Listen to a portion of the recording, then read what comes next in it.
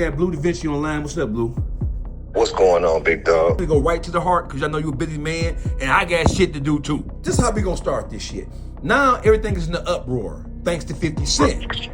Right. And now so we have multiple things going on at one time. One, there's the argument that, well, 50 Cent knew about all these things that he's trying to expose now, but yet he still chose to do business with Tammy and Meech, irregardless to what he knew. So, at the point that she shopped Big Meech's life rights around, 50 Cent wasn't the only one she shopped them to. 50 Cent was the one who bit down on it and went and found the funding through Stars to make the project happen, right? So, 50 Cent doesn't have to be bosom buddies with Meech. 50 Cent, as a businessman, he's acting as an executive in the entertainment field, right? If he thought that the story was a viable story, one that had legs to it, one that he could shop, one that he can make money off of, he's supposed to do that from a businessman standpoint, right? Right. Yeah, but watch this though, Face. Because he ain't know back then when that was happening. See, with 50, it came about, I believe, like around 2012, the first introductions. So this is what the deal was.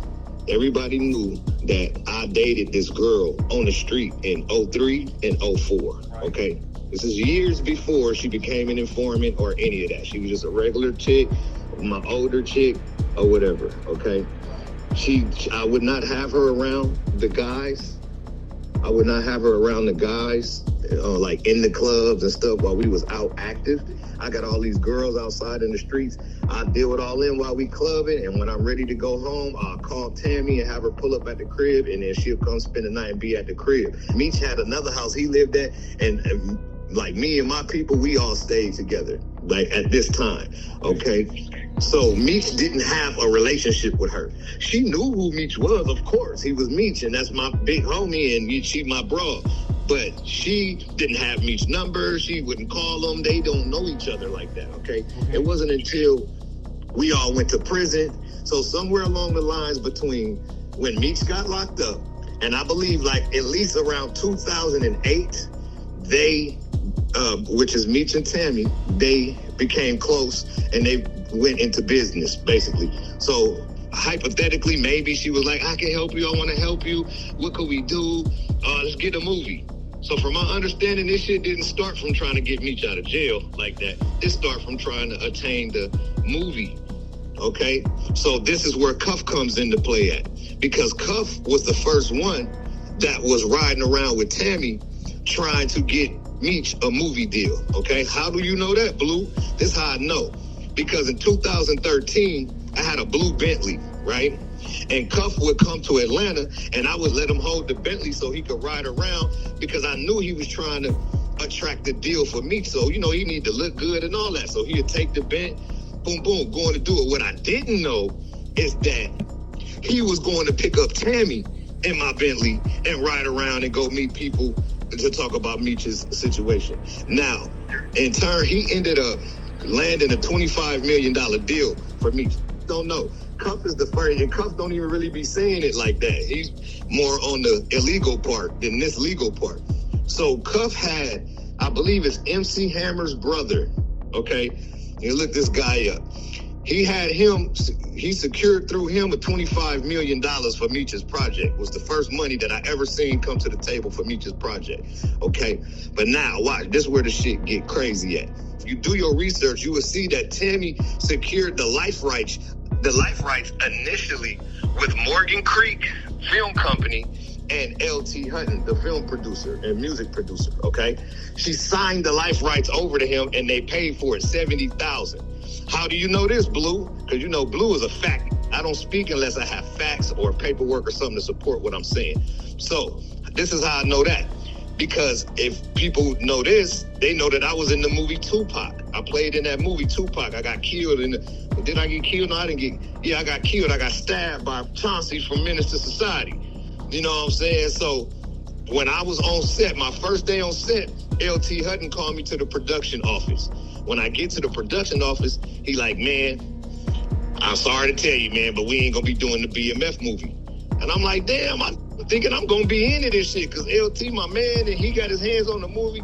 He like, nah man, there's some bullshit going on, and whatever it is, Meech, it's like, fuck LT, we running with 50. And I'm like, what? And he like, so, well, they were losing their life rights, and Afeni Shakur, before she passed, bless her soul, was threatening to take the life rights back and produce the movie on her own.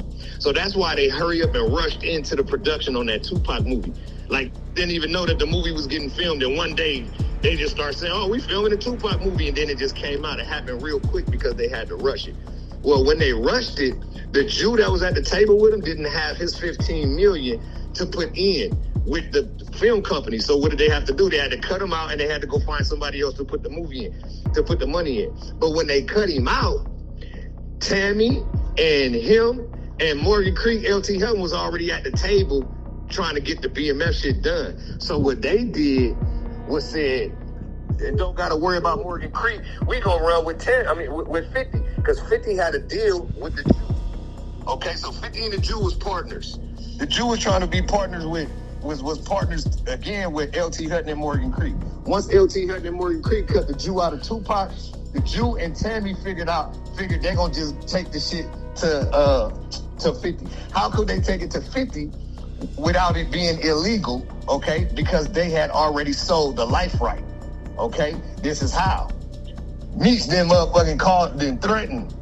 Oh, if LT got a problem, tell him get at me. He did one of them moves. So LT was like, bro, I ain't even with none of that shit. It's 1,000 gangsters I could do movies on, bro. I'm just leaving that shit alone. I was just telling you we ain't doing the movie no more.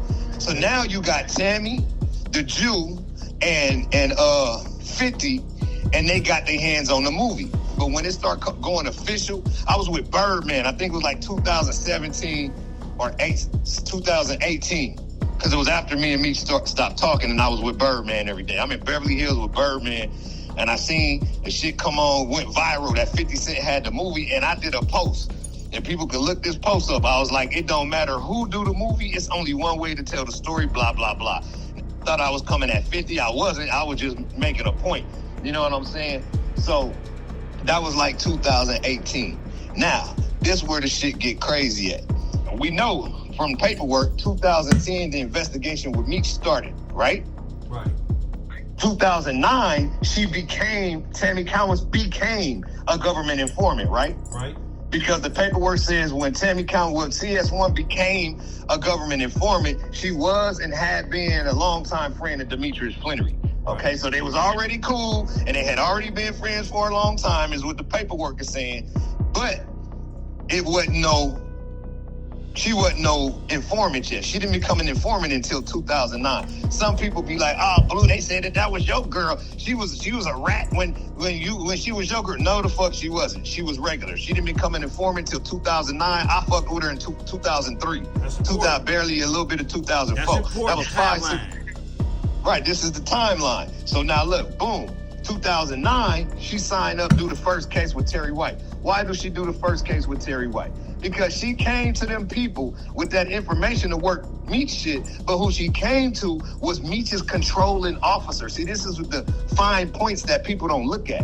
When you look at the person that was her controlling officer on the Terry White case, his name was Special Agent Jack Harvey, okay? Special Agent Jack Harvey is the fucking special agent that locked us all up, bro. He's the one that was on airplanes with us, following Meech around since 89 all through Atlanta and all that shit. Meech had been telling us about this boy because Meech knew that the man was on him, okay? So, Special Agent Jack Harvey jumps for her, what's the name? They bam Terry White up. Now, mind you, Jack Harvey done got Meech 30 years. He done bam the BMF up, all of us. He gave us hard time. He had already lost his hair following Meech. Had red hair and ended up bald-headed when we all got in court. Okay, this is how long that this man was following Meech. He lost his hair. Now, boom. They knock off what's the name, and then they say, okay, shit, now we'll do this. She telling the truth about me for what we got. And then in 2010, he retired, which being Special Agent Jack Harvey, and then a new task force leader came in. Okay, so 2010, this shit with the Mexican started because Meech met the Mexican in jail. And they came up with what they, you know, the little move that they was gonna do. And once the Mexican got out, it's time to put the play together. So they gotta search, when did Suarez get released from prison? Because whenever Suarez got released from prison, that's when the wheels start turning all the way. That's when they start linking. Suarez acting like they trying to get Suarez to do some investments or some shit like that, but him and Meech had already hollered. So now when the bitch is in the car with the agent, and then she get on the line with Suarez get to kicking. Man, you know somebody want to buy some pills? And then the agent is sitting next to her in the car. He like, yeah, tell him yeah. And then that's how they engulfed into the shit, okay?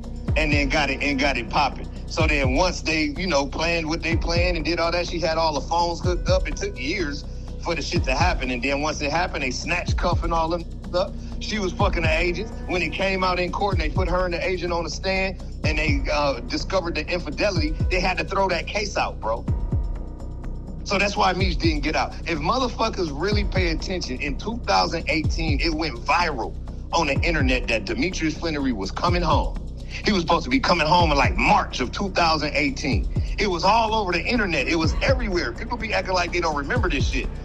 But it already went viral that Meech was supposed to They remember. That's why this conversation is so important. This is not a traditional Bleu Davinci interview on this shit. Nah. This is a timeline fact-finding situation because there are not many people who know all these components because Tammy was your girl once upon a time in America. Not only was Tammy my chick, because that has no bearing over it, because she wasn't my chick when all this shit happened. Right. But not only that, bro, I was one of the closest to Meech, bro. I lived with him. You couldn't say damn near nothing about me to that. He'll get on your head. That's my man. You know what I'm saying? So I know all the shit I know the shit that his brother don't know. I know the shit that people don't know because I was there with him. And my friends, they know what I know because we was all there together. My friends just don't be on the internet talking. They was already working with them people, so they couldn't have me involved with nothing. What if I found out and caught the paperwork like I end up getting? And then I chose to go against Meech and expose him in the middle while we doing business together. Who's better than the person you with every day doing business? I mean, you know, fucking with every day doing business to expose you. So what he had to do, bro, was cut everybody off. That's why no BMF members was involved with that TV show. On set, off set, all them people that was coming to that BMF premiere party and shit. 98% of them people, bro, was not actual fam that was with us out there. There's people that's connected to us, friends and family of actual members and shit like that, or homies that we know from the street that's not being affected by the sides that you gotta choose was going to that shit. But when you look at like Bleu Davinci, Bull, motherfucking Big Cuz, or Ill was locked up, Baby Blue is dead, Tito, D-Shot, none of these people was there. And these is all of Meech's crew. So none of Meech's crew was there. It was his mom, his family, his son. A bunch of that we didn't put on that's not actually BMF was around that shit and doing that.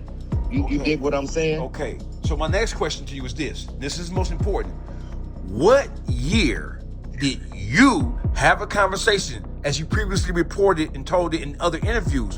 What year did you inform Big Meech that Tammy Collins was a snitch?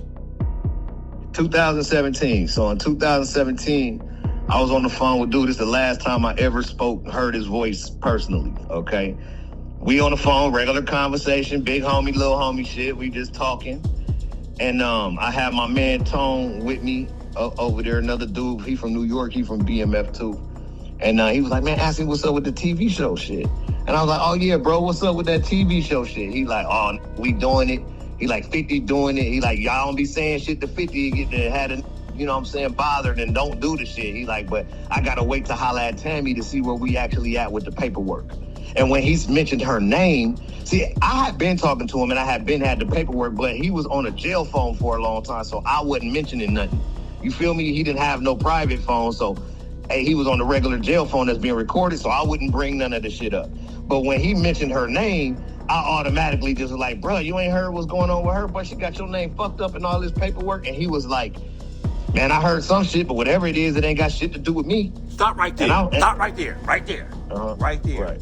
So when you asked him what's up with the movie /series, whatever it wanted to become, He told you, yeah, we doing it, 50 doing it. Y'all don't be sweating him. Don't be trying to press him going to do his thing, because, you know, he temperamental, basically, and he might not. Yeah, don't scare him off from fucking with it. Like, right, I got the shit, so, and let it happen. And then he said, yeah, on Tammy, blah, blah, blah, means Tammy is spearheading the shit for him. So did you know at that point in time in 2017, did you know that Tammy had LLC, the BMF? Yeah, I've known that since 2000. I've known that since 2014. Okay. That she owned the company, that she worked for him, that she owned the life rights, that she was shopping the deal. I remember, I'm in the streets, I'm seeing everybody and talking to everybody. So, yes, I knew everything, bro. Okay, so when I was talking to him, I knew he had worked. I knew everything already. I just was, you know, me, it's chestnut checkers. I'm trying to play the shit, see how the shit playing out, see what's really going on. But I ain't finna go. I wanted them, bro.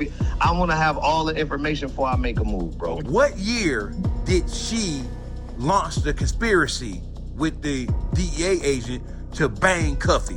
What year? 2010. 2010. The year after they gave Terry White the time. Okay. So 2010 is when they started the Big Meech investigation. Okay, so my next question is, was Cuffy a beloved member of BMF?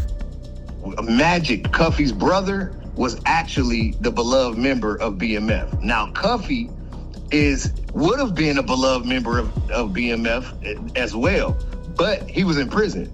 So while we was on the street doing all that shit, Cuff was in jail. Or right before went to jail or whatever, Cuff got out. You see the picture with Cuff and Meech in the Rolls Royce. Right. So the Rolls Royce it was 2004, okay? Because that's when he had that Rolls Royce down here in Miami. 2004, Cuff was out, okay? I don't know exactly what year he got out, but I know in 2004 he was around us. And of course, he's going to be considered to be BMF. Was he claiming BMF? No. I've never seen Cuff in my life say he's from BMF, ever. Ever, ever, ever. I don't think he'll say that shit to you, okay? But in consideration, he's one of the first, when Meech came up, that was involved with getting that paper together. You know what I'm saying? Or helping me, or doing whatever he did to bring that money to the table, okay? So in all consideration, at the end of the day, yes, he would be considered to be BMF. But you got to remember something. BMF was never something that was supposed to be marketed. It's not supposed to be an urban household name. BMF was a fucking an illegal situation, okay? It wasn't until Meech and his brother separated, and Meech brought me to Atlanta, and I started bringing all my friends from LA to Atlanta, and he made his own crew outside of him and his brother. Then we started calling that crew BMF Entertainment, because it was supposed to be the record label and not no drug team or no illegal shit. So now my record label was BMF Entertainment. When I first signed to Meech and T, bro, their company was called Stomping Ground Entertainment. They was not promoting no BMF shit. Wasn't even supposed to know what BMF was, bro. This is the whole big thing. What was supposed to be marketed, bro, was Stomping Ground Entertainment. If you look in history and look at all my first shit with them, I had a record with Too Short called Addicted. It's on Stomping Ground Entertainment. Me, E40 and Ooey, we still here, still rolling the hood. If you look at that wasn't BMF Entertainment, it was Stomping Ground Entertainment. That video with Fabulous in it, E40 in it, when you go back and look at my shit, that was Stomping Ground. There was no BMF. It was a BMF, but it was quiet as kept. Meech and all the older that he fucked with, he's like, yeah, we BMF, but don't be saying nothing. We don't want people to know. Right. When it don't exist. It exists, but it don't exist. It exists, but it don't exist. Yes. But when them fell out, see, people was already hearing BMF because we was still moving around deep. When it was Meech and T together, we would be deep out spending money, still like the same shit. Not as big as it was when we did it, but at the beginning, they was still doing basically the same shit. So knew, that's them BMF. But they was promoting Stomping Ground Entertainment. So that was kind of cutting from saying BMF. Like, that was quiet as kept, like a secret society. It wasn't until the separated. And we all in LA and Gardena. We had been in Atlanta for a minute, kicking ass, taking names. And we got popular in Atlanta, just Meech and us, without T and his side. And they started calling us Meechie's boys. Okay. Or Meechie and his boys. We didn't have a name at that time because we wasn't promoting the label no more, because the label went defunct because the partners of the label separated. So we didn't have a label, but we was outside making noise. So one time we get back to Cali, Meech done made some big ass pot of spaghetti. We sitting around the table like mobsters. We talking shit, smoking weed. And Meech like, man, boo, you gonna have to You got to come up with the label. We're going to have to start the label. You just going to have to do it on your own. Don't put my name in it. People don't come fuck it up, but we got to come with something. And then my cousin Bull was like, shit, we saying that BMF shit, we might as well just run with BMF and throw it up like this, and made the sign, the gang sign with his fingers, okay? Right. That's how the shit came alive. And then Meech was like, all right, Blue, go get the shit done. Go get it legal. Don't put my name on this shit so we can have everything legal, and then we just gonna rock with the BMF shit. But it's going, and I was like, but it ain't gonna be Black Mafia Family that I'm doing, bro. It's gonna just be BMF Entertainment Incorporated, so we can leave the acronym up to imagination. My name is Barima McKnight. It can mean Barima McKnight Family. Meech was like, I'm Big Meech. It's gonna mean Big Meech Family. We was all laughing and shit, and then I went and did the label. And that's how our BMF Entertainment label officially started. Okay. We went back to Atlanta and turned it all the way up. Okay. That's where the BMF shit comes from. So, Tammy Collins, she started her own company in what year? BMF? What 2008. Year? 2008. Okay, what year did they launch the plan again to knock Cuffy down? See, I believe that whole time, even when they knocked off Terry White, the intention wasn't to knock off Terry White. It was always to get Meech out, okay? But I believe, now this is just from my belief of just looking at the string of events. I believe that when she went to Special Agent Jack Harvey wasn't going. He was like, man, Meech ain't finna do that. I've been following this for years. Hell nah, Meech ain't finna do that. No. And then you got to show me, y'all got to prove it. And then that's why Terry White got laid out. She laid Terry White out because she had the information on him, and she's proven to the government that she's going to be an informant and do what she got to do. And once they did Terry White and they awarded her that money, they went right into the Big Meech shit. So whenever that was, when I talked to him about the shit, when he mentioned it to me and I said it to him, that's when he knew that I knew. But I've been knew. I had the paperwork since 2014. Okay? The first paperwork I seen had Meech named a co-conspirator, bro. He was listed number one in the indictment. Number one in the indictment for who? Terry White? On the cuff? No, he never been on the case for Terry White, bro. That had nothing to do with Meech. Nothing at all. That was just her proving that she was going to do it for the government. Right. That's all Terry White was. It was just, all right, show us that you for real. All right, here go Terry White. Bam! Slammed his ass. Oh, shit, she for real. All right, then what you say about Meech and them? Right. And then they went on with the Meech shit, okay? I caught the paperwork in 14. So now I'm like, damn, but mind you, I'm still, when Meech wasn't in the hole, because you got to remember, this is the only I know in federal history that ain't stabbed no and been in the hole for 80% of his prison bid, bro. Go to the hole for a couple months and then be back on the yard, or you know what I'm saying, whatever. If they too bad, keep fighting, keep fucking up, they'll send you to another yard. Okay, maybe once. You know what I'm saying? But you got to be a fucking gladiator, man. You got to be causing all the problems in the prison, bro, to get handled like that. So for a long time, we wasn't able to talk to him for long stints of time because they had him in the hole while this investigation was going. And then 17, though, is when he mentioned her name, is when I exposed that I knew about the paperwork. And once I exposed that I knew about the paperwork, he cut me off. So he never spoke to me again. So I had his son, watch this, hold on, let me just land this part. Right. I had his son, after I told him about that in 17, Lil Meech was still like my nephew at the time. So he would be coming to my house and shit after school sometime and shit, just kicking the G or whatever, right? So I called Mimi to my house. We call him Mimi. I called Mimi to my house. I'm like, look, bro, this paperwork. I went over it with him. I showed him what Tammy was saying. Whoa. So you telling me you showed Little Meech the paperwork? Little Meech, he was like 17 before he graduated high school. I knew through Meech's girl at the time, her name was Big Meech Wifey. And I knew that Lil Meech was finna go on a visit in like 3 weeks to go see his daddy. So I called him to my house to give him the paperwork. I texted paperwork to his phone so he'd have it in his phone. And then I went through it with him and read out the important parts. I had him highlighted, read out the important parts. Like, look, this is what it's saying. This is going on. I just want to make sure your daddy know, even though I'm pretty sure he know. It's this far along in the case, his name all in this shit, he know. But I want to make sure, because I don't know for sure what he know, that your daddy know. Because at that time, I'm still pro Meech. This is my man. You feel me? So I'm on Meech's side at the time to a certain extent because the paperwork was reading like what everybody be trying to say. Oh, it was the girl that did it against Meech. It wasn't Meech, it was her. So I'm like, if it was her, let me make sure this no. So once I told Lil Meech that shit, bro, 3 weeks later, that went on the visit to his daddy. A week after that, I get the first call from Dewey from Detroit. And he like, hey, man, what's up with this Mimi, man? And Manissa, his sister, Meech's daughter. They running around the whole D telling everybody they daddy said you a rat. You ain't no good. You ain't from BMF no more. Like, what the fuck is up with this? Now, mind you, Dewey is the that I start doing all the parties with in Detroit when I came home, okay? But before we start doing them parties, he was Meech's man, you know what I'm saying, on the phone with Meech every day, okay? So he asked Meech, man, what's up with Blue, man? I'm trying to start doing these parties. Meech, man, that's bro. That's like my son, man. Hell yeah, do that shit. Get that shit done. He just coming home. Hell yeah, turn it up. We done did a series of parties for 4 years in Detroit, okay? So when he started hearing that Mimi was telling everybody in Detroit that his daddy said that I was a rat, he like, man, hold up, bro. What the fuck going on? Like, that ain't cool. He called me like, bro, now this shit ain't cool. Because I got a personal relationship with the man and I know different. So what the fuck is something going on? And I told him, I'm like, yep, I told that I had that paperwork, bro, and now they going against me.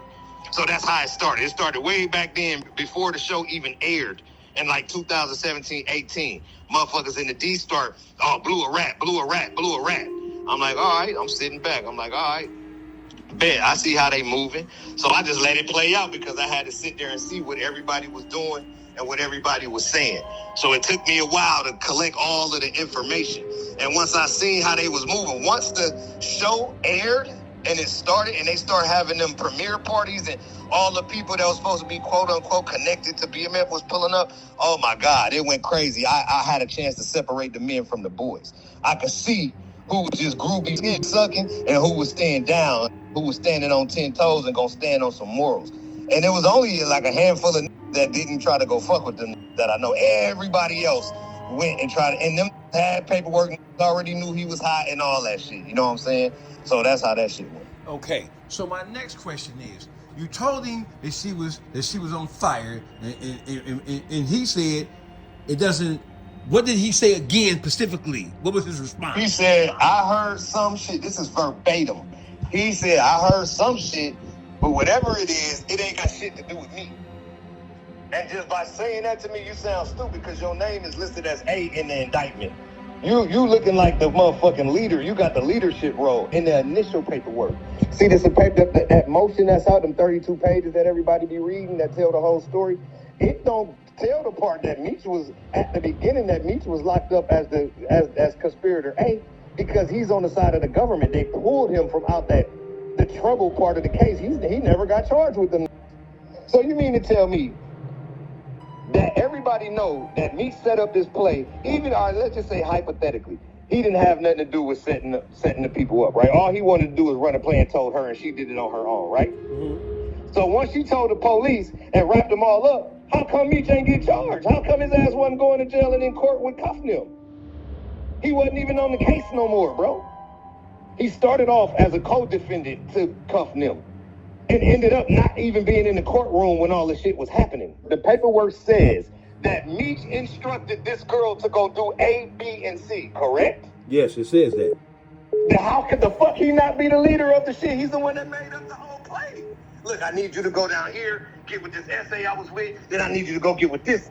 It's supposed to be 20, every time 20, get my money and make sure I got mine. If you read the paperwork, that's what he told her. So who's the fucking leader of the conspiracy? Okay, I got another question. This is very important. Once the indictment came down, with Cuffy being the principal figure in the indictment, in relationship to what Tammy Collins had laid down, did Cuffy ever bring this situation to Meech's attention? And if so, when? And if he did, I'd have to get Cuff on the phone and ask him exactly when. But from communication with Cuff through via voice and via text, Meech told that I ain't know that girl. That's Blue people. Blue hooked me up with her, which I never did. Blue hooked me up with her to do my fan club. Blue working with the feds with that girl. So Meech told Cuff that it was me that was working with this bitch with the feds that got him fucked up, bro. And when get Cuff on the line, he'll tell you himself. So this is the type of shit that Meech was doing the whole time. What people don't understand. And you just told this that I worked with the feds with them. I got the message.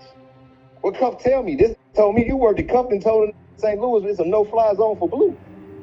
It was crazy. I was getting calls back then from St. Louis like, bro, they saying you can't come out here. What's up? What's going on? I can't not go where the fuck I want to go. Who the fuck said I can't come somewhere? I'm on the way, vest up, strapped down. What's happening? You feel me? That's how I was feeling. And then once me and Cuff start communicating again and figured everything out, he like, I done told the boys. He's like, shit, I gotta call my daughter and call to the neighborhood and let them know you golden. I'm like, God damn, bro, that's crazy. I would have went to fucking St. Louis and got killed. Because thinking that I done set Cuffy up. Because of the shit that this done did. Real G shit, bro. All right, well, listen, bro. I need a timeline because one of the biggest things that's going on in Detroit and around the country is when did Meech know it, if he knew it, and when he did know it or he did become aware of it, what did he do? And no, but that's not a question, bro. That's not a valid question. You can't ask that question when he is the creator. It's his play. He made it up. So his only answer could be like, shit, I came up with this shit in 2007 while me and this bitch was on the phone one night. And when she came to visit, I was like, fuck it, the essay didn't got out. It's time to put this shit together. He could only tell you that. See, he didn't learn about what she was doing. He had her go do what she did. He sent her to his controlling officer. So come on, bro. She just jumped up one day and luckily landed up with Special Agent Jack Harvey. That just so happened to lock all of us up. Come on, bro. Like, I know you be trying to get in the benefit of the doubt, bro, but at some point you got to live in reality. You got to stop playing and call a spade a spade. Then put his play together, just like a bunch of be doing in the feds to try to get out. I done seen when I was in prison that they hid the murder weapon and waited till they got locked up for some whole other shit. Then had a girl go retrieve the murder weapon and take it to the people to get the time cut. So play all these kind of scandalous ass games. The thing about Meech is he had to try to do it and save face. He tried to do it to where nobody knew. Then he tried to use this bitch as a scapegoat, knowing that. And then once the shit came out and she tried to go to him like, bro, they everybody know, people was knowing, he gonna try to tell her, leave my name out that shit. When he said that, the investigation had already been going on for some years, bro, for a couple years. I don't know all what they had going on, but it was a lot. And it had lasted for a long time, and it was quiet as kept. Nobody knew it. This was shopping a whole movie deal, but the movie deal was saying keep anybody that's actually associated with BMF away from the whole production. So that's why nobody never seen on set with 50 and Lil Meech. It wasn't no bull. Even if Meech had a beef with me, he ain't had no beef with Bull. He ain't had no beef with Big Cuz. He ain't had no beef with D-Shot. He ain't had no beef with Tito. He ain't had no beef with none of these that was out and on the street. Why none of these was on set? Because he couldn't afford to chance it. That if one of these real knew what was going on, and blow the whole shit up from the inside, so he kept everybody out. So do you think that 50 Cent really launched this attack against Meech because he was mad about 50 Cent making the video with Rick Ross, taking the picture and calling him the biggest? Do you think that's really what set 50 off? No, I think that is a part of it. That fuels the fire. But no. See, if you really followed this shit, they would see that in 2021 when I start releasing all of this information, I started posting to my Instagram page directly atting 50, saying, hey, bro, did you know before or after you did the deal with Tammy that she was a government informant? And I made posts, I put the paperwork up, I was atting them and all that, right? So now the people on my page, my fans on my page was like, damn, 50, why you ain't responding? You had all that shit to say to Jeezy, because this was a little while after, remember, he was coming at Jeezy when he was talking about the shit, and he was like, yeah, Jeezy, me say he want his money, and all of this shit he was talking about, right? Right. Right after that was happening, and I was making my post, the people on my page was like, yeah, Fifth, what's up? Why you ain't responding back to Blue? Like, damn, like, what's going on? Like, you feel me? And then, like, 2 days later, my page was hacked, okay? But I've been telling that 50 since 21, since the show first aired, what was going on. So he knew, bro. He knew. He might didn't know for sure and had to go do some more due diligence to find out. But I feel, and I don't know for a fact, y'all, so don't quote me again, But I feel personally like he knew.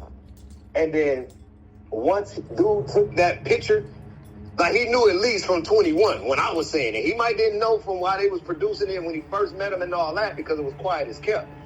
But at least in 21 he knew, and I feel like he was already looking for an out. Because if you look at Meech, Little Meech and 50 Cent relationship post 2021, it ain't never been the same. Like, especially once Meech start doing all the dumb shit and getting caught with the gun at the airport telling and doing all that other shit he was doing, all that bitches saying he stank in the strip club everywhere. Just all the bad media. I don't think 50 was fucking with none of that either. And then to me, this is a personal opinion, it just looked like 50 kind of separated himself from that. He wasn't posting shit about the TV show no more. You feel me? It was a bunch of other shit on his page and shit like that. Hey, look, Meech, get some Mitchum, bro. Mitchum. Right, when I used to work in the trap, I used to be up 3 days straight, no shower, doing my shit back when I was 16, 17 years old, and I used to use Mitchum. And you won't stink, you won't sweat. You got 3 days before you got to take you a shower. Yeah, before you start smelling a baby body. But the obvious question is, all the rumors and all the insinuation and all of the exposing Meech for what happened and what took place with the Tammy and Cuffy, this shit has been going on for years. Why did it take 50 Cent to expose it before we're supposed to be in a position to know better, to start raising their ears and raising their eyebrows like, what the fuck? Why did it take that?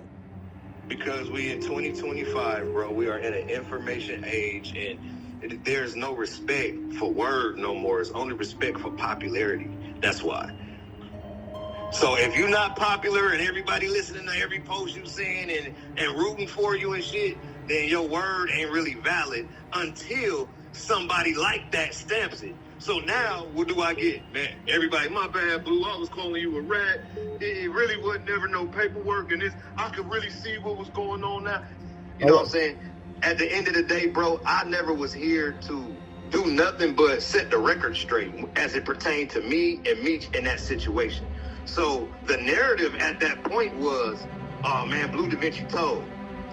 Oh, well, who he told on? Well, he didn't really tell on nobody. But he did a debriefing. Well, he did a debriefing. Hold on, but they say that at the debriefing, did no information come to the government. So what's up with that? What happened? Who locked up? Who got the time? Who he put under the gun in the debriefing is what I want to know. But there ain't no information valid for that because I had no information, bro. All these rat ass had already told the whole story a year before I even got locked up. It was nothing for me to say when I got there anyway. But yep, whatever y'all said I did. Show me my bunk. Let me get my first offenders. This is my first time going to prison, bitch. I want everything that's coming to me on what I could get. No telling, no none of that. Then, like, oh, well, he got a downward departure. You fuck, bro, the only way you could get a downward departure is if you have been sentenced. So if I'm sentenced to 10 years and then something go on, then I could get a downward departure from my already set sentence, bro. No. I got a immediate role reduction at sentencing. Before a sentence was imposed on me, my attorney said, hey, man, all the people that made the statements that told on all these co-defendants, which I got 13 co-defendants, if people didn't know, it's not me on the case by myself. All the statements is concurrent. They all the same. So all these got minor roles, but they holding me at an average role. Okay, it's unconstitutional. And my lawyer knew it the whole time I was being held for the whole 2.5 years.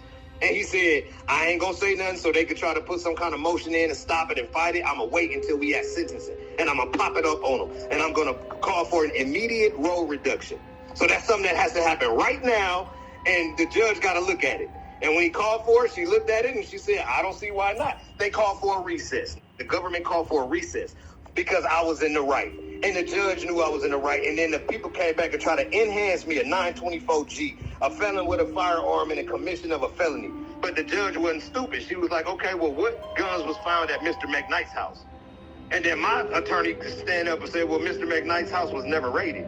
And the judge was like, what do you mean Mr. McKnight's house was never raided? You mean to tell me you got William Doc Marshall telling you that he's seen hundreds of kilograms of cocaine coming to 5 addresses and y'all only raided 4 addresses and didn't raid the 5th one? She's like, nope, there's been backdated statements. She said, no 924G, I'm going to award Mr. McKnight the minor role reduction. So now on my federal guidelines, my shit dropped. On the guidelines, that's pre-sentencing. That's what you charged with. So watch this, watch this, Blue.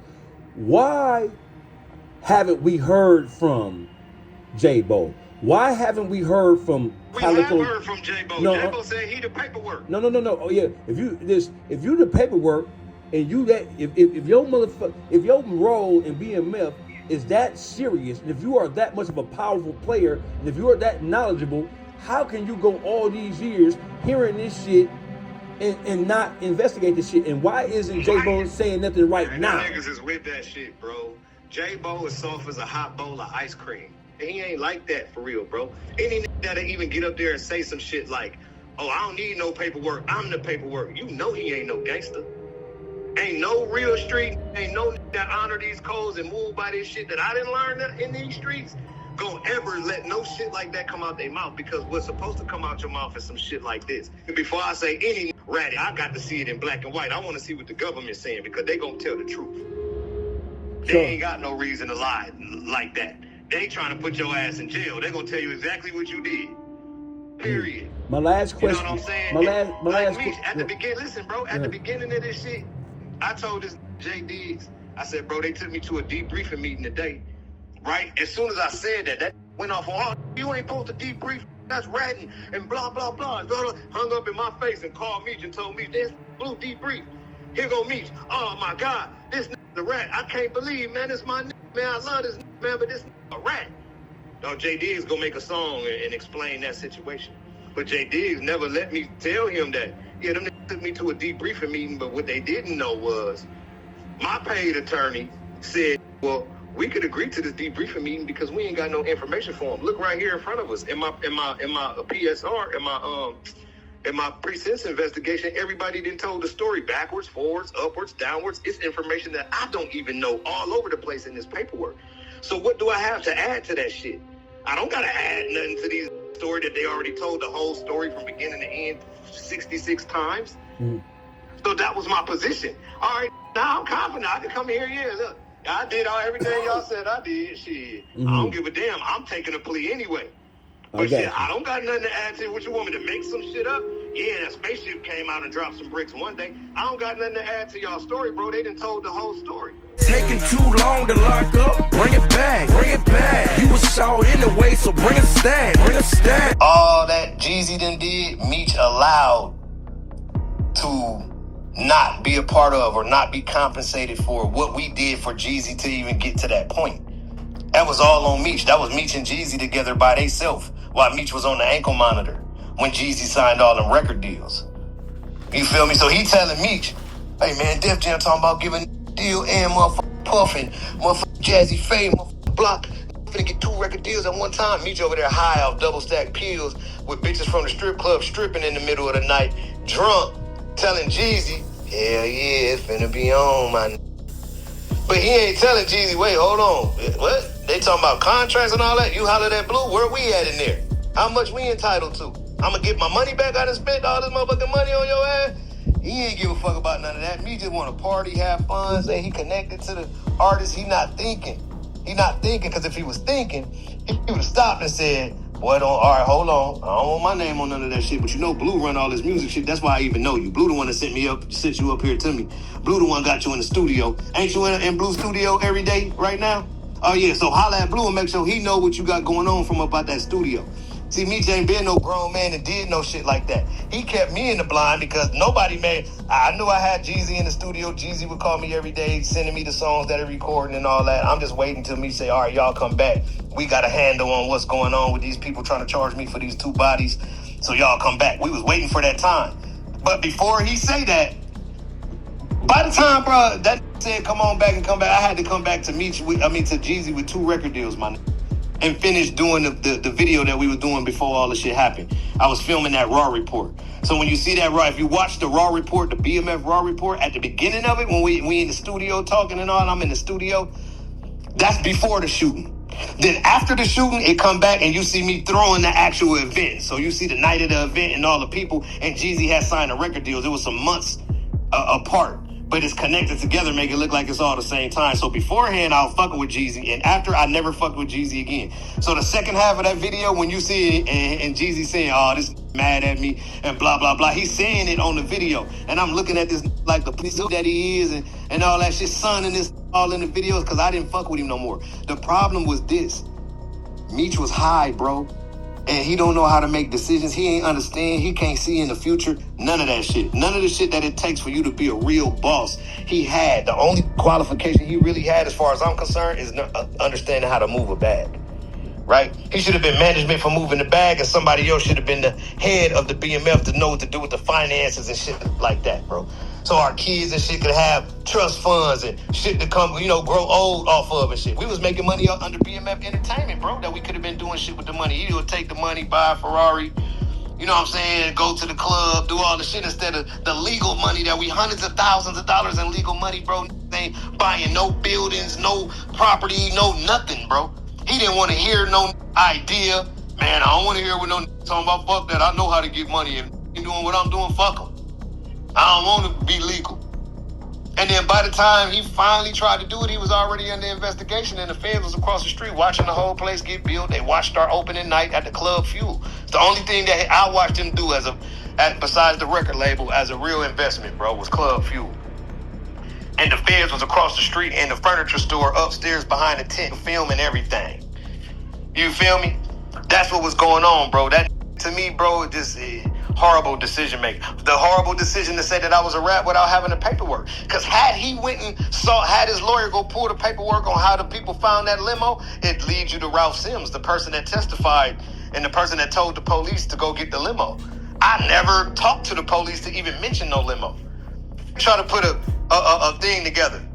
Try to put one and two together. Oh yeah, Jay Diggs said Blue did the debriefing, so he must have told about that limo. No, that ain't how a boss move. A boss supposed to move like this. Hey, whoever the lawyer is, I need y'all to pull the shit what they talking about this limo so I can get down to the bottom of it and figure out what's going on. That's what a boss do. Once he get the paperwork and he got facts and he understand exactly what happened, he'll go back and call Jay Diggs. Hey, bitch ass, don't be talking about my man. Before you say a rat, you get you some fucking paperwork. Just because the man said he went to a debriefing meeting don't mean that he told on people. He just had to agree to go to a meeting. So if wasn't no, and it tell you right here in the affidavit, wasn't no information available for the government on Mr. McKnight's behalf. So what does that tell you? In the debriefing meeting, wasn't no information available to the government, especially into assisting them into no motherfucking arrest or no shit like that or recoverance of anything. So what does that mean? I go in a room and I'm pleading out. It was my plea agreement day. I'm pleading out. You feel me? But this shit crazy as hell, man. I just can't wait. So, why aren't people as loud with everything with Big Meech and Tammy Collins? There's more evidence to point at and to examine that says that Big Meech is culpable and responsible and played a part in setting Cuffy up. There's more evidence against him doing that than there is no evidence of you telling on a soul. And ain't none of these same who's criticizing you saying nothing about him. How do we get to that? People was gonna go with what's on TV and what's popular, because this groupies, bro, be bitches. They might still be street, but they still want to be where it's popping at and where they feel like it's popular.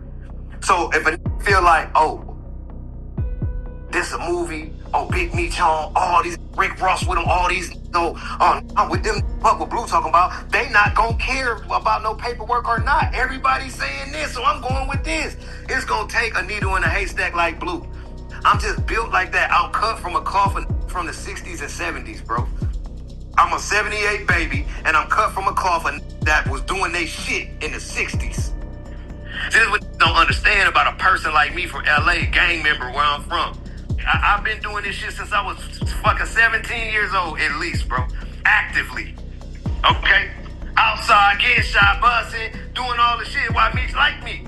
Why y'all think the biggest drug dealer in the motherfucking world had me next to him every day, like a family member, like a son he never had? All the time, it was nothing that I couldn't get. I need to run 50 so I could do this shit. We doing these billboard meetings. Oh, Juice need another this for this magazine. Hey, I'm finna do 4,000 t-shirts, huh? Hey, oh man, go in that bag and get 30. That's why don't like me. Because I ain't had to sell no drugs at the beginning.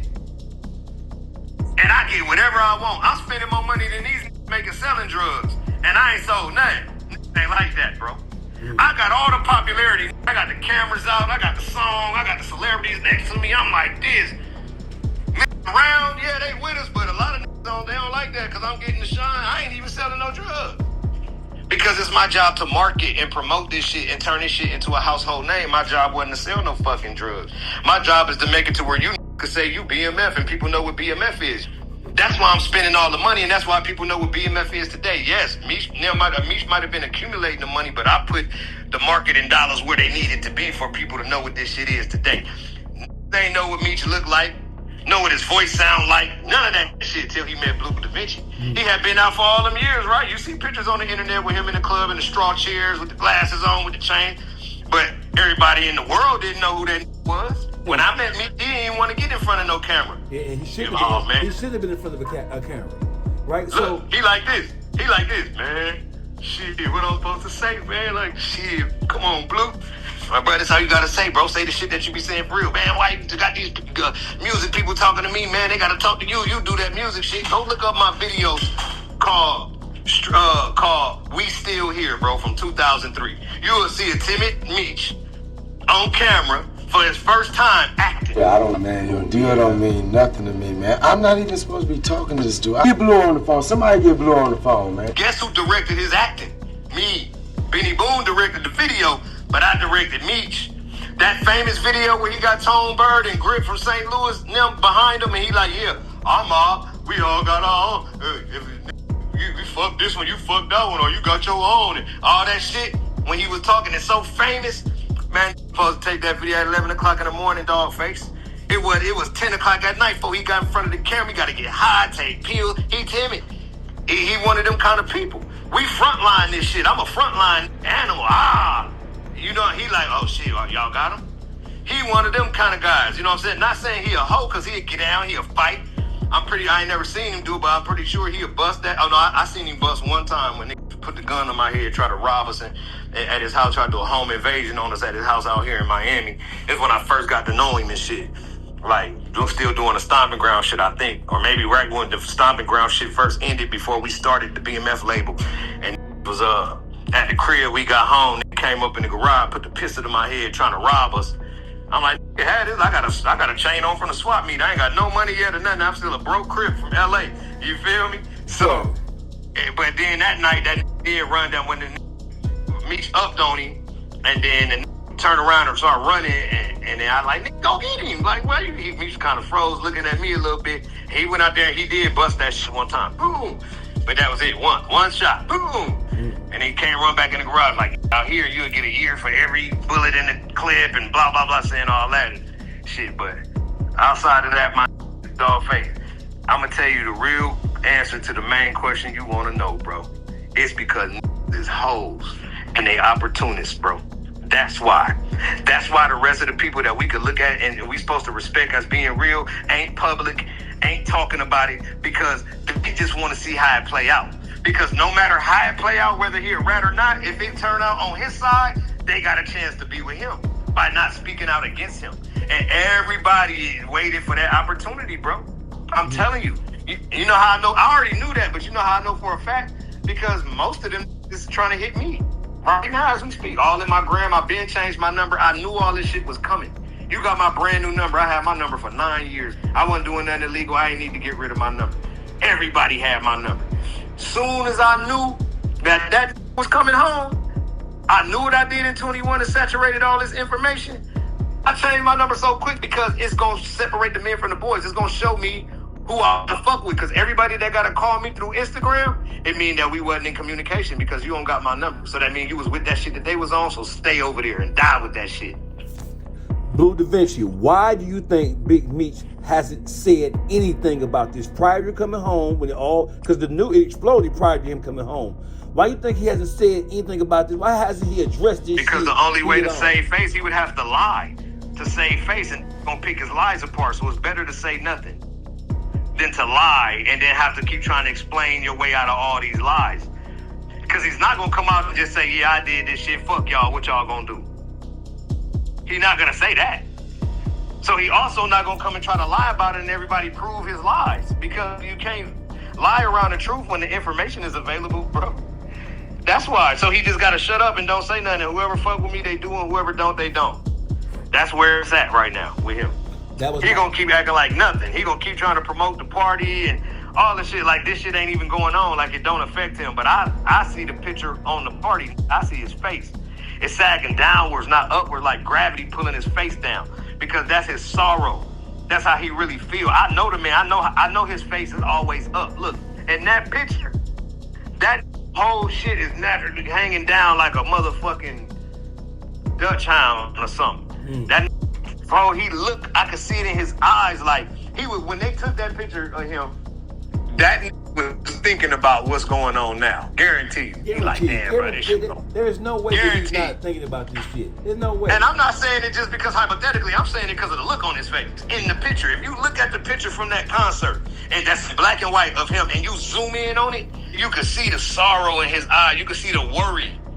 You see me all the time and I'm uncomfortable. I'm bouncing my baby girl on my knee. I don't have a care in the world. I don't give a fuck. I'm not worried about no. I go anywhere. I be pushing the stroller with me, just me and my little baby, all out in the middle of South Beach or wherever I'm at, LA and Detroit. Just came to Detroit, ran off the. Hold on, bro. I'm comfortable with my shell, my. That's on everything I love. I'm so comfortable in my shell. I don't gotta worry. Any question that got for me, I'll answer it. And I'll answer it so you can understand it, and it'll actually change your perception on how you was coming. That happens more times than not. Oh, but why they saying that it was your girl first?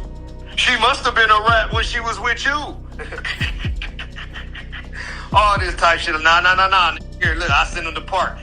Tammy became a government informant in 2009, and then I'll send that to somebody, and then I'll send a message that say, bro, I had the shit in 03, 04. Come on, man, stop playing with me. Next.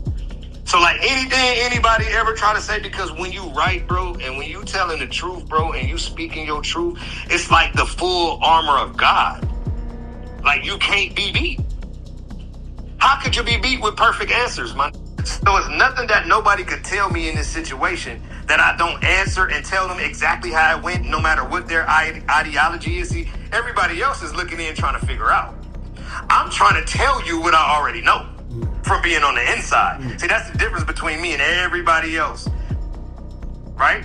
I'm on the inside of this shit for real, bro. From by the time that was in Gardena and him and T was doing that and I met him, from that point on, I got my perception, I got what I seen. That's why even my film is so valuable.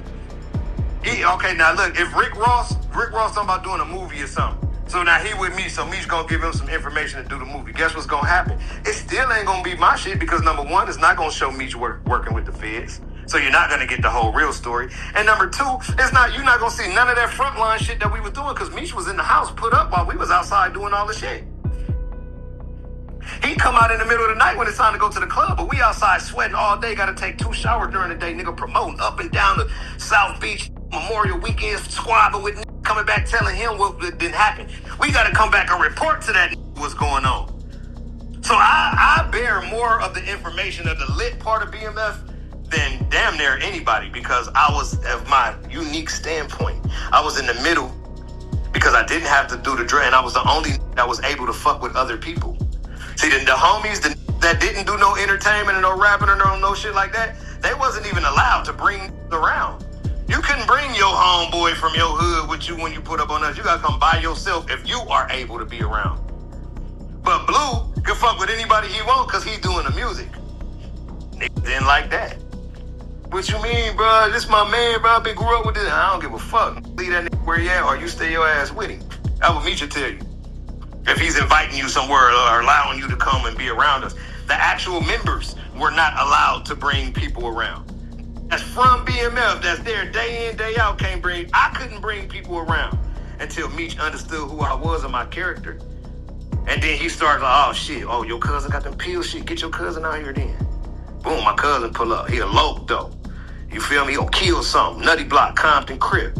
You feel me? And Meech was attracted to that gang, LA gang swag, bro. Meech was mad T was mad at Meech because Meech was turning to an LA Crip. and T original D-boy for death though. Died D-boy. One thing I can say about Terry, bro, he don't give a fuck about none of that shit in Detroit. I'm telling you that. Don't let no tell you no different. Meech, he'll be of the world. I'll send you a picture of the throwing up pitchforks. He want to be a GD at a certain time. He get with us. He crippin'. He got all red throwing on pitchforks with this picture. Then he get with us. He get with me. By the time he brought me to Atlanta, Meech threw all his red clothes away, homie.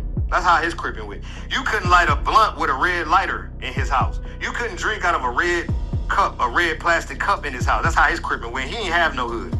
He ain't get no gang hood until he was in prison. You know he's from West Boulevard Crip. Did you know that? No, I didn't. Yeah. Oh yeah, he's been brought home to a gang. You ain't seen that big ass WB on his arm?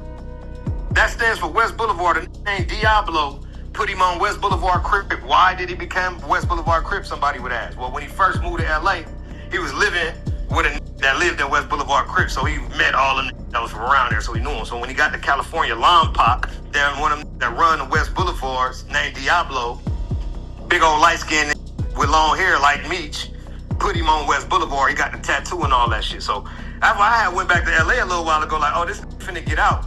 And I'm letting all you know that gotta put these West Boulevard ass on the floor and make sure that they finna harbor this rat. So we can get that on the floor. I'm not finna, on my coast, this not finna come home shooting movies and acting like he Tookie Williams. Not in my city, where I'm from. No, that's not finna happen.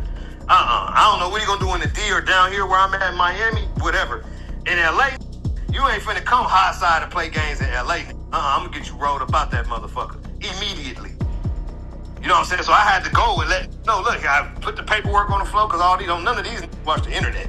So I put the paperwork on the floor. I go to my cousins, my uncles, and that run these neighborhoods and shit. Like, look, let all your little homies and everybody know this what it is. Cuz supposed to be claiming the West, and when he get down here and anybody catch wind of this shit, put it on the floor. Check it. So hey, got the West Boulevard phone, and then at the end of the day, I know how it is anyway. They don't care as long as some money around there, man. We fucking with him.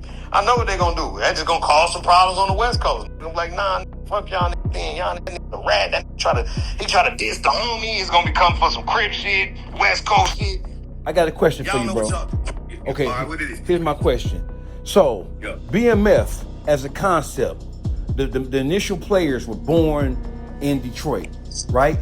Can you tell me on the scale can you tell me the cities that were most instrumental in building BMF as a movement? Because it ain't just Detroit. What other cities? It start with Detroit. So you got Detroit, and then I'm gonna say LA, okay? And then when you talking about movement and connection, like what shit would drop and how far the product and shit would spread, you talking nationwide, bro. St. Louis, motherfucking Alabama, Florida, Georgia, all over, bro. So the network was going all over. You know what I'm saying? How the shit was moving and then the money was coming back, that shit was going nationwide. But as far as the members that walked around and carried the shit on their back all day, it ain't even Detroit. See, that's what people don't understand. Let me tell you why. This is because Meech and T split up, okay? And when they split up, see, we wasn't popular when they split up. Didn't know about no BMF and shit like that when Meech and T split up. Niggas learned that Meech and T split up. Yeah, everybody in the D knew, but I'm talking about nationwide. Niggas didn't know, okay? So what happened was Meech brought me to Atlanta, and I ended up having 6 niggas from LA. I met the ill out in Atlanta, pulled him with us.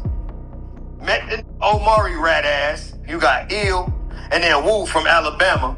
Now you got Meech knew J-Bo, so he bring J-Bo in, and then J-Bo ended up calling for his 2 little mans, which was Tito and D-Shot. And then Throwback from Miami, new Throwback from Lil Meech Mama neighborhood, where Lil Meech Mama from over out here in Dania. It's a little named Tho used to be rolling the blunts for Meech all the time when Meech used to sit in the park with them over there in their neighborhood, okay? So he ended up bringing Tho out. And that was the main BMF crew that was doing the fighting, the shooting, and the representing. T-Nim was in LA and Beverly Hills in the house just moving their bag. They wasn't out representing BMF. So once we start doing all that and making all that noise and all the shit would start going on, what T did was severed himself from BMF. That's where 263 comes from. Okay, now you ask, yeah, where the fuck this 263 shit come from? First and foremost, it comes from a tattoo right off of my arm. So the reason why I say 263 is because, and they don't even know why they say it, but it's because where I'm from in LA, we use the phone for all kind of different messages or whatever. 143 be I love you. You know, of course, 187 is murder. You know what I'm saying? So whatever your acronym is on the phone, you dial the first three numbers. So BMF is 263.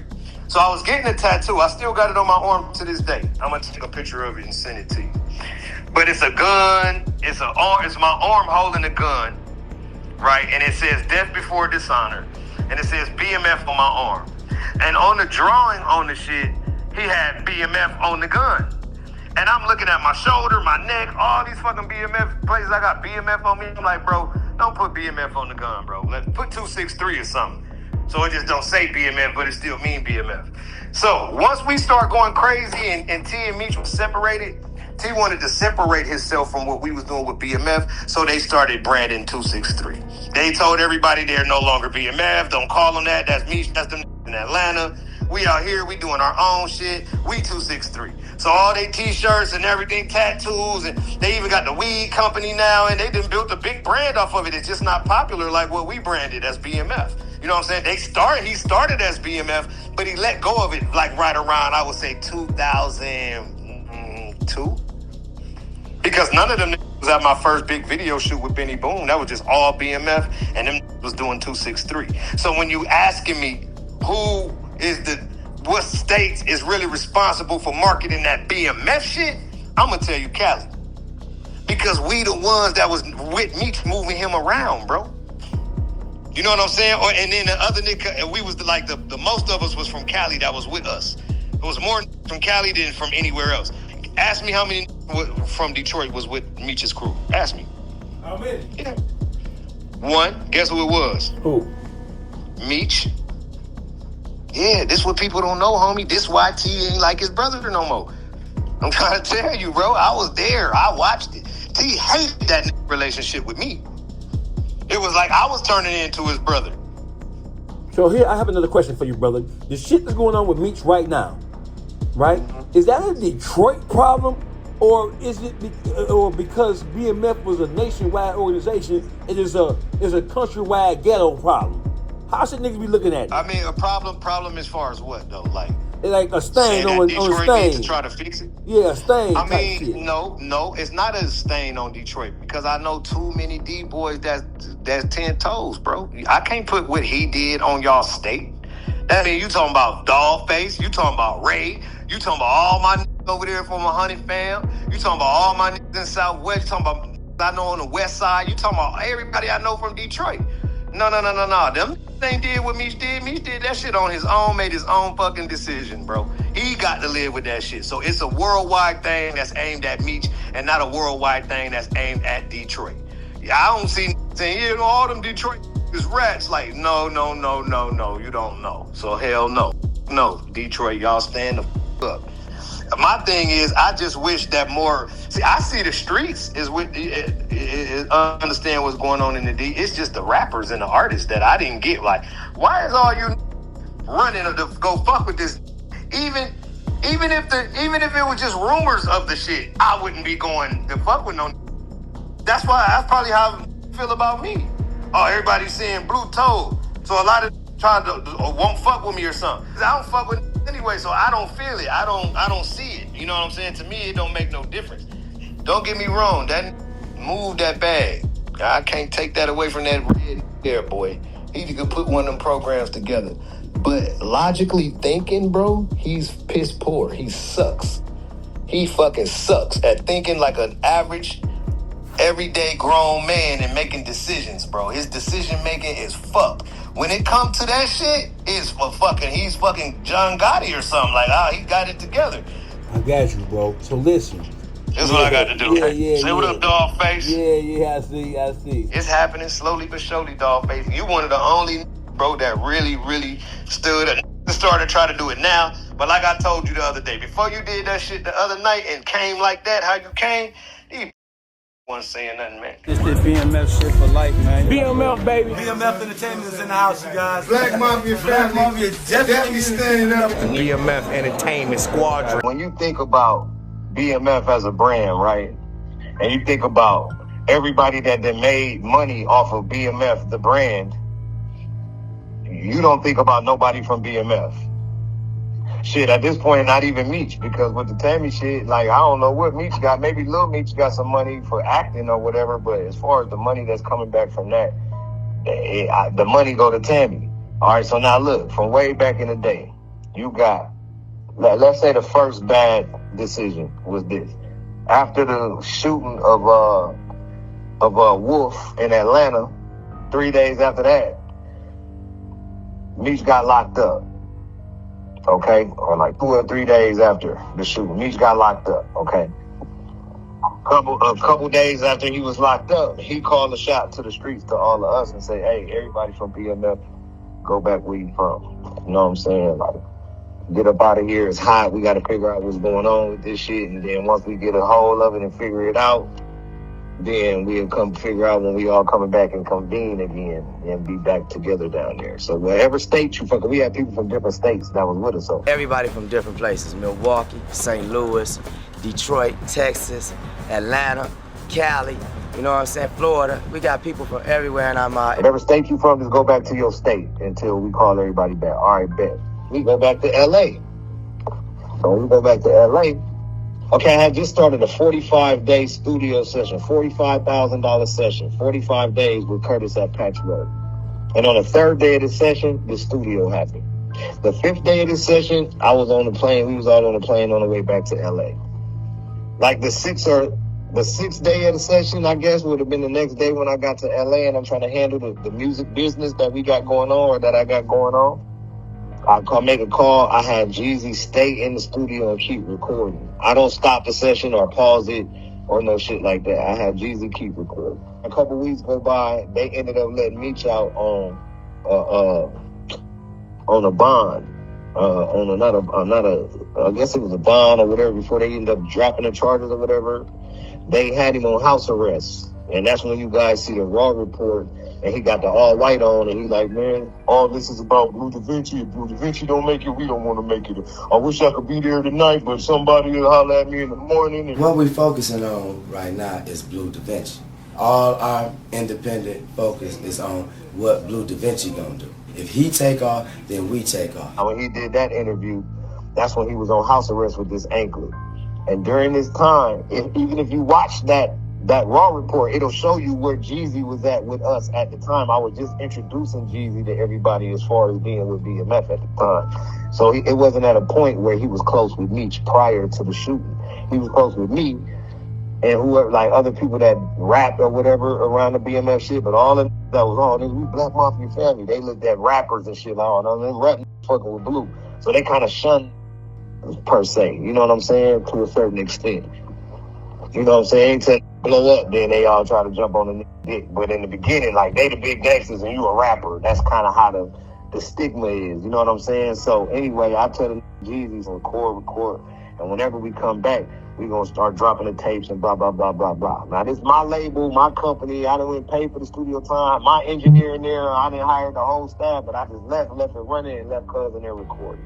Now, when they let Meech out on house arrest, Meech hit my phone. Hey, Blue, man, I ain't got nobody to do no running for me or do shit, man. I need me some weed, some motherfucking double stacks. I need some bitches from the club up here. I need something to drink up here and there. I got this anklet on. I can't leave the house. I'm like, all right, let me call somebody.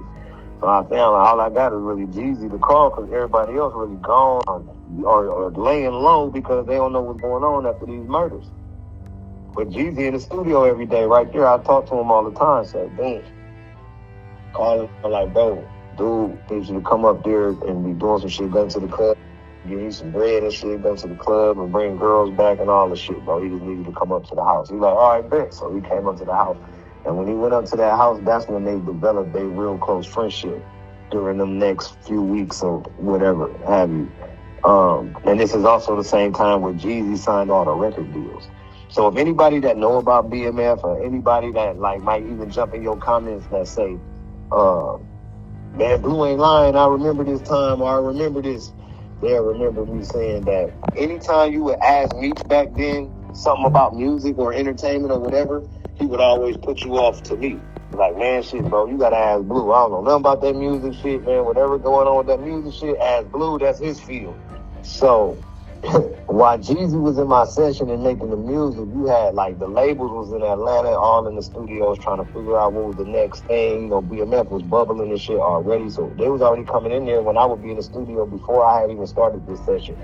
But I was still putting everything together and trying to get the people and the components together and create the music and then release the music, and then we could have something to talk to these labels about, because that's the point I was at, of us all starting to record together at the beginning, okay? But we had the hype. We was already in the club throwing the money around. Everybody already knew who we were. We was popping. So when the labels come in, they're like, oh, this that BMF shit. We got the A-Room. Birdman didn't even have it at the time. He was mad at Curtis and shit. So, boom. While Jeezy in that room, he did link with Jazzy Faye, which is in the room, end up being in the beat room next door doing a bunch of beats for Birdman. And that's how he get the Boys in the Hood deal with Jazzy Faye, Puff, and motherfucking Block. Right? So the Boys in the Hood, a one-off deal. But at the same time, Coach K and them start entertaining motherfuckers from Def Jam that's walking into my session. Oh, man, what y'all doing in here? Who is this? So Jeezy got Coach K, Kinky B, his people that were doing his own business and turned it into their shit. And they working a deal for themselves. But simultaneously, every night, when he leave the studio, he going up and fucking with Meech at the crib. So he telling them shit, oh, man, they talking about giving on shit, and he's like, yeah, shit, just don't put my name on that shit, do that shit, it's finna be on. So he's looking at me like, it's finna be on, like, damn. Alright, like, hell yeah, bro, I'm gonna let you know what happened if we do it or not. He's like, hell yeah, and he on his pills rolling around and shit, you know what I'm saying? So, next thing you know, bro, I get a call from Jeezy, and Jeezy like, I just did it for the fam. I'm like, did what for the fam? He like, I just signed a Def Jam and Puff. Bro, I got 2 record deals at one time. This shit finna go down. I'm like, what? What you mean? I'm like, when? Like, how, bro? I only been gone 3 weeks. You already signed? I'm like, hold on, let me call you back. I called Meech. I'm like, bro, what's up? Talking about he done signed record deals and all this shit. What's up? He's like, yeah, man, signed the Def Jam. I'm like, huh? And now I'm talking to Zah, so I'm like, I'm confused as fuck. I'm like, so... I'm like, how? I'm like, when? I'm like, who's a part of the deal? How much was it for? Like, when did it happen? Who signed it? Like, did you get money? Like, where we at? I'm like, I'm confused as fuck, bro. You feel me? And then it came to some shit like, yeah, nigga signed a deal. Like, damn, nigga, sound like you mad. I'm like, what? He's like, you know what you got? Houses and cars and shit. You straight, nigga, anything you want. That's how I need to get at me. Like, I'm like, oh my God, bro, this can't be this fucking retarded, bro. He can't be, bro. Like, as smart as he is in these streets, bro, he can't be like this on regular life, bro. It can't be true. I know this ain't allowed this young to motherfucking sign away from us, bro, while he been sitting here with this day in, day out, while this been in my fucking studio session every motherfucking day, flexing like he's some big BMF. So, hold on, cuz, I know this ain't happening. And so then, you know, Meech with his influence, and yeah, nigga, Jeezy got signed. All the homies like, what? Oh, yeah, it's on. I'm looking at everybody like, so don't nobody understand that we have been cut out of all the money, so anything legal that we would have been doing, I guess, for the next 1 to 2 years, might as well keep on doing what we're doing now, huh? You know, ain't nobody looking at it like that but me. Yes, because then nobody else do the music and shit but me. Until I start adding artists like Jeezy and shit like that to the situation. All the rest of these do what Meech got them doing. I'm the that do all the music and shoot the videos and go to the studio and record and do all of the shit. So everybody else felt like they was on BMF, no ENT. You'll hear like ooh wee and some certain, even though he did ENT, but not for BMF. But you'll hear that be saying they from BMF to separate themselves from whoever was supposed to be doing music with BMF and show that we don't do music. Like, that was the dumbest shit I seen do ever. Them niggas go publicly basically to say, we ain't rappers, we drug dealers. Like, that shit was dumb as fuck. No ENT was the dumbest shit that I seen them try to create out of that BMF shit, to me. Because it's just purporting that you don't do no music. You Black Mafia family. You do the other shit that they talking about, basically. Like, that's what's going on. Like, that makes you cool, I guess. At that time, how people felt. We ain't no rappers. We the real gangsters if you're not the rappers. But see, me, I'm trying to add the artists and shit to the shit because I know where we going. I know the kind of money I got to work with to market this shit. I've been around these rappers and all this shit for long enough to see what I'm into. I understand the marketing and how the shit works. And I'm on the way of doing it. That's why you know all these people like Meech and all that. Didn't nobody worldwide know who Meech, what Meech looked like or what he sounded like until I started putting him in front of cameras. Well, anyway, but so boom, signs all the deals. You can see in the Raw report, like at the beginning of the Raw report is split. We start filming it when I started the first day of the studio session. Then the shooting happened, so we stopped filming the Raw report. Then when we came back, we start filming again. But by the time we came back, Jeezy already had the record deals. I felt like now I got to rush and I ain't fucking with no more artists. I'm finna put all the money behind myself. I'm not going to fuck myself. And now I got to do it all on my own. So it kind of backtracked me. All the 2 years that it took for us or however long we was fucking with Jeezy to get him to that point where people knew who he was. Instead of promoting it for myself, I'll promote it all for him. But now he done ran off with all the glory and signed with Coach K and Kinky B with his own label to Def Jam. And left us out, but he kicking it with Meech every day. Like, yeah, we cool, we best friends. Like, he ain't never get no money from none of this shit. What? That's what was really going on. But Meech couldn't really never see it, I guess. Like, he just thought that the was so cool that he was just gonna give him millions of dollars and shit. And you know what I'm saying, one day or something because he knows the truth or whatever. You know what I'm saying? Which in business, you already know that shit ain't gonna never happen. And just look how successful that young brother went off to be. You know what I'm saying? So I feel like, you know, he one of my babies out of a lot of people that I done birthed out here in these streets. And I'm proud of the Jeezy success and all of that shit. But I'm not proud of the decision that Meech made while him and Jeezy had that one-on-one time and he knew that he was getting ready to sign them deals and he didn't make me aware of none of the shit and interject and make sure that I was at least at the table to make sure that we was in the position we were supposed to be in that situation. I mean, he wouldn't have had to do no talking because he wouldn't have known what to say to nobody, but he supposed to at least be like, hey, man, you talking about they're going to give him a record deal, boy, you better hurry up and get back here now. Now it's time for you to come back. They're talking about giving Jeezy a deal. He told me to come back way after. It was a long time after that. Jeezy had been had his deal. And everybody knew and all that shit. And then he was like, all right, y'all come back now. And so then we all come back. But by the time I come back, my hands is tied against my motherfucking back. Now I gotta start all over, go create all new records and all this shit, all these stuff Jeezy ass. So I'm basically going through all this shit all by myself. I'm showing that I'm not fucking with Jeezy. Even in the Raw report, you see it. I say it on the Raw report. All this shit is documented, bro. Can't nobody say I'm lying or none of that, because nobody went through it but me. Jeezy have to get up here and say I'm lying, then I pull up the video and then show you, like, look right here where I say, man, I'm not fucking with this nigga. And he put his arm around me, and my hands is like both on my side, and I ain't fucking with the nigga in real life, but I know what I kind of got to do for the video and what I'm marketing and promoting. I still got to use what I can for what I'm doing. I understand that part of the business, but in real life, I'm not fucking with this for real. And he like, oh, this mad at me and shit. Yeah, we probably gonna have to go in the studio and do some diss records against each other, but then we'll come out and hug. And when you see that part, it's all flex and flaw because the bitch ass know you wrong. And if you read his body language and you watch the shit, you gonna know what I'm saying is true. You like that lying. You can see how they're moving and bouncing around with a little goofy ass look. And I'm like, I ain't even look. I'm looking at the camera like, fuck this. And so even when I introduced him to the city of Atlanta at the big BMF Entertainment label launch party that I did, and flew in all the program directors from everywhere and did all that. That wasn't Jeezy doing none of that shit. That was me doing all that shit when I put him on that stage and introduced him to a city that he already lived in.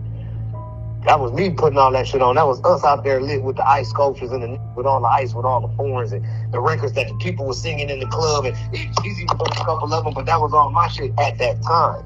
The people didn't know Jeezy hadn't blew yet because he ain't dropped the records on the inside. Knew he had the record deal, but he hadn't dropped the records on Def Jam yet to blow in the city like that. He was still getting hot, but everybody still was respecting his handle from being with BMF.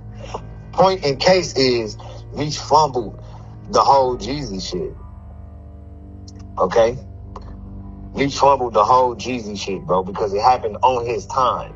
See, Jeezy ain't signed all the record deals while I was in Atlanta and I was in my studio every day and he was there with me. It didn't happen like that. it happened while Meech was on house arrest and Jeezy was going up there feeding him whatever information he was feeding them every night and bringing them the double stacks and the weed and the drink and the bitches from Magic City and shit and throwing the money of the ones and shit and throwing them around to the bitches having a ball get high and shit. That's what was important. And not the future of all these that's running around doing all this shit that they didn't went to prison for now. Okay? And that's what was on my mind. Because remember, y'all, I wasn't no big drug dealer or none of that shit when I met Cuz. I was already in entertainment. I never claimed to be no big drug dealer. I might have sold some crack and shit before I was a young in the hood and all that. But I ain't no big drug dealer. I've been in movies and shit since I was 18. Gang banging to movies to fucking with Meech and them. That's what I did. You know what I'm saying? So all that other shit on entertainment, that's why DJ Pooh put me with Meech. To do all that, because Meech them didn't know what they were doing when it came to that. They just knew what they were doing when it came to what they did. You know what I'm saying? So he fumbled on that. Now, if you look at Rick Ross, Meech gave an okay for Rick Ross to do the BMF record. But look, it's titled BMF, and it's basically about Meech and his crew, or he think he Big Meech, and it's an acronym laid off the foundation of the marketing and the blood, sweat, and tears and that then died and the motherfucking that then went to prison from BMF, from Ross. Even when I came home, Ross was charging me and doing shit with me. He'd do a song for free, charge me for a video. I wasn't complaining because I was trying to get what I could get. But did I still feel like, you know, being able to get 100, 200 million off a worldwide tour off a record called BMF is what's supposed to be happening? And then the boss of the shit cool with it and sanctioning the shit, so it's cool. So can't nobody that's from BMF really say nothing about it. He fumbled. I feel like he fumbled that Rick Ross shit because so much money was made there, bro.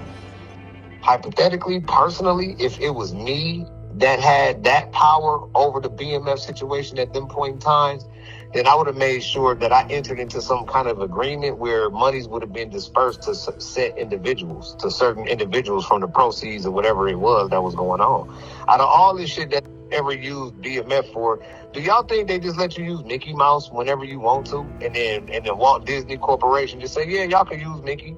No, you can't sell nothing with Mickey on it unless you got some kind of clearance from Disney. You gotta have a license for that. You gotta, bro, Meech was just sanctioning shit with the word of mouth because he the boss. Yeah, man, go ahead and do that shit. Oh, yeah, you heard that shit? Yeah, man, that shit cold. Everybody's calling me about it. That's the payment, is the notoriety, I guess. I never was in entertainment for that. I understand how this business works. I understand how monies are accumulated.